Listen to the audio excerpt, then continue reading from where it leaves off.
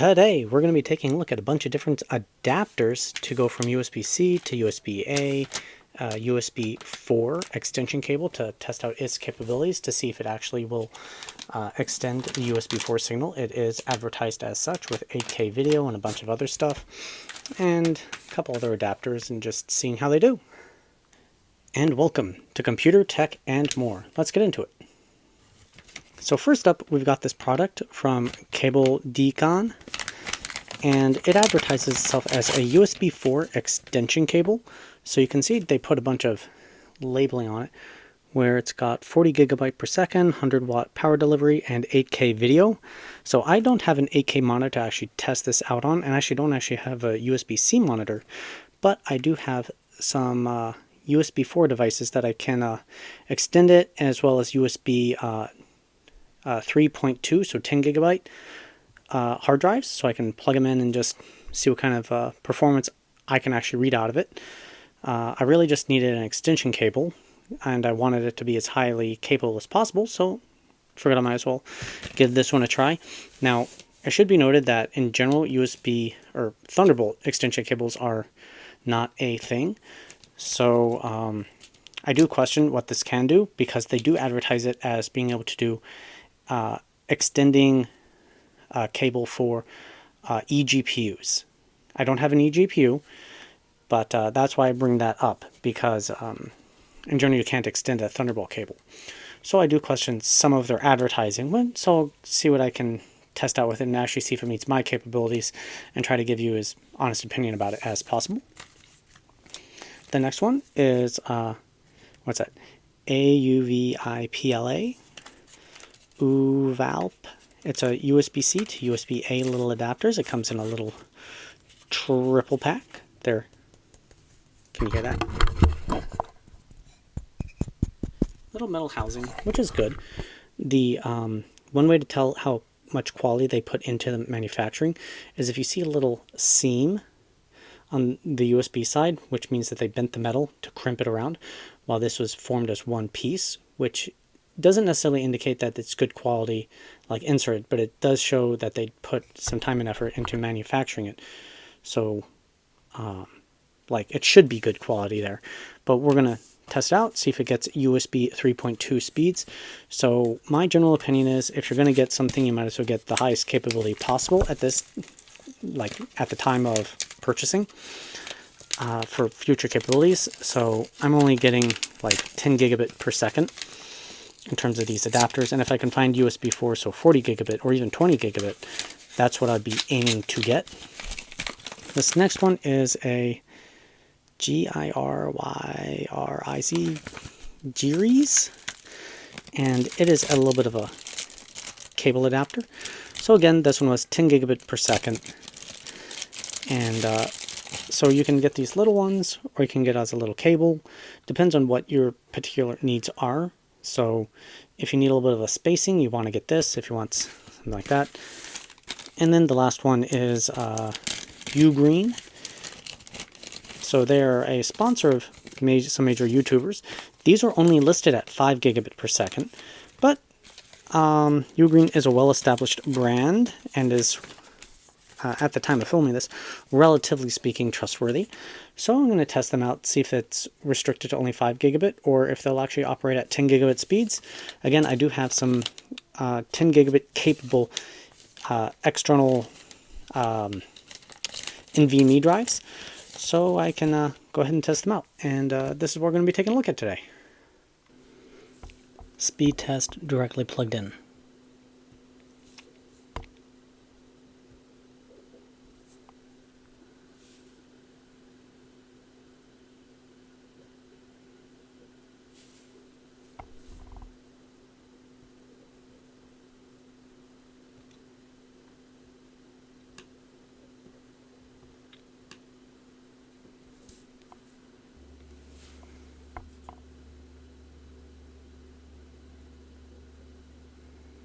And this SSD is the Sabrent Rocket Nano 1 terabyte. And this is the result. Now let's check it with some of the USB devices. first up is cable decon, and let's see how it does in Crystal Disk Mark. Change the focus. So realistically, we'd be looking for the same sort of speeds because there is some variation from one test to the next, but we're looking for, in general, very similar speeds. And their results using this quote-unquote 40 gigabyte per second cable, they look pretty much identical to the other ones, so that is a good testament to the speed. I guess the next thing would be to plug it into a Thunderbolt device and see how it registers. Alright, now we're taking a look at this one, the thunderbult, and see how it does. I did have to do a change of SSD for this test, but it will still be limited by the 10 gig speed.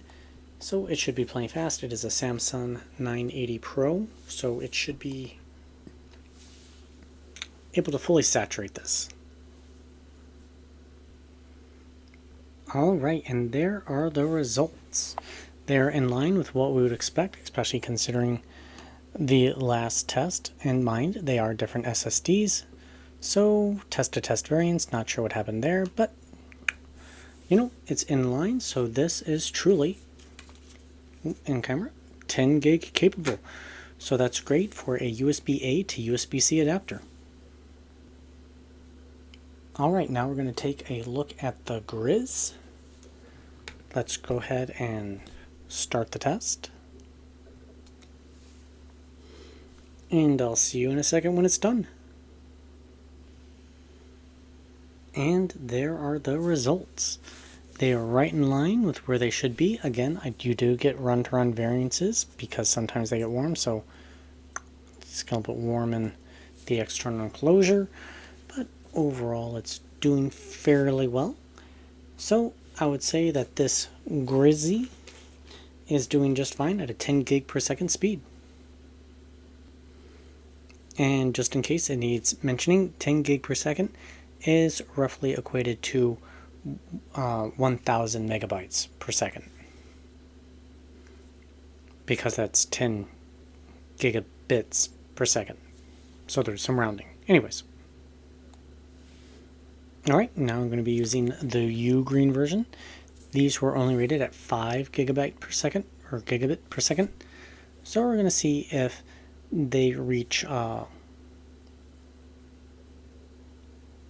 5 gigabit, 500 megabit per second, so we'll be looking for closer to 500 megabytes per second, or if they actually will operate at the full speed. Okay, well that answers that question right away.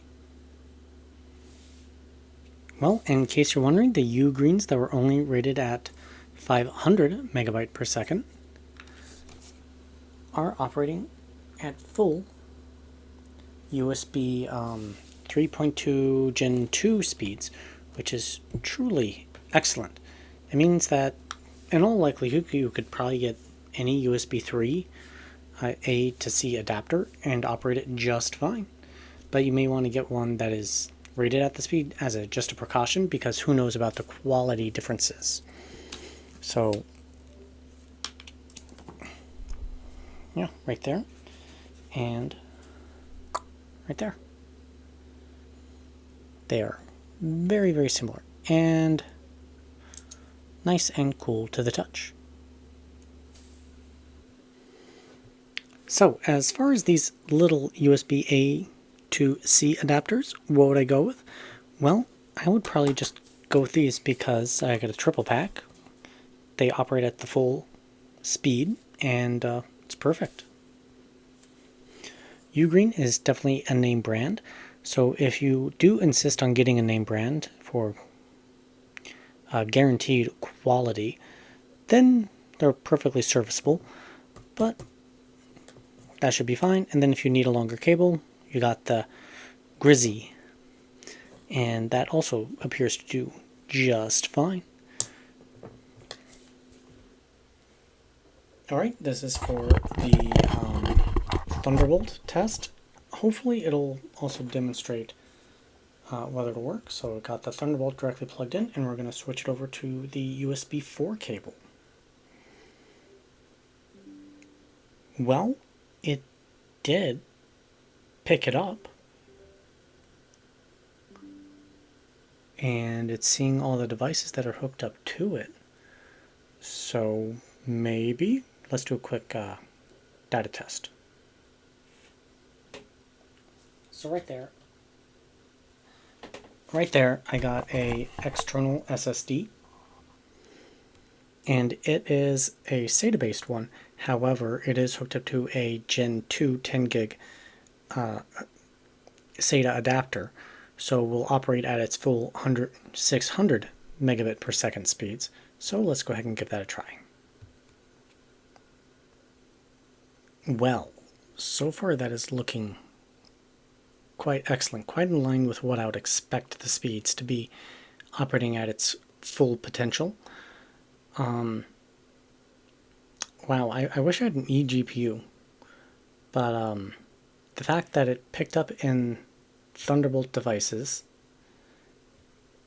indicates that it's operating as it should be, because USB 4 is very, very similar to Thunderbolt 3, which is what my laptop is, while Thunderbolt 4 has some minor differences. So it might just be enough for it to work as it's supposed to, but I don't have enough testing equipment to really put it through its paces. But based on that, it seems like it might be something interesting to get if you need an extension for at least USB 4 type hubs or docks. Now, if you're going to be using it for full-blown Thunderbolt, I'm thinking that you're probably just going to want to live with whatever cable you actually have, or buy a longer one as opposed to using an extender. But seeing as how I don't really see any degradation, I think it's going to work for what I needed to, which is basically extending USB. So with all of that, I'm going to go ahead and stop this test. So where does that leave me with this? Cable? Well, unfortunately, I have no way to test this video at 8K. I have 4K, but I don't have a Thunderbolt type adapter, so I'd never be able to get that resolution. And I don't actually have any devices that operate at full 40 gigabyte per second, so I can't really test that. So now, with all of that said, I think that this is truly an interesting cable and might be worth considering if you do need that extension. And well, it appears to work and do as advertised, so that's really good. So I guess that's where I'm going to leave this. I hope you enjoyed this short little video on some adapters for USB devices. And if you got suggestions for other videos coming up in the future, please leave in the comment sections down below. Otherwise, have a great evening or day, and I hope to see you next time here on Computer Tech and More.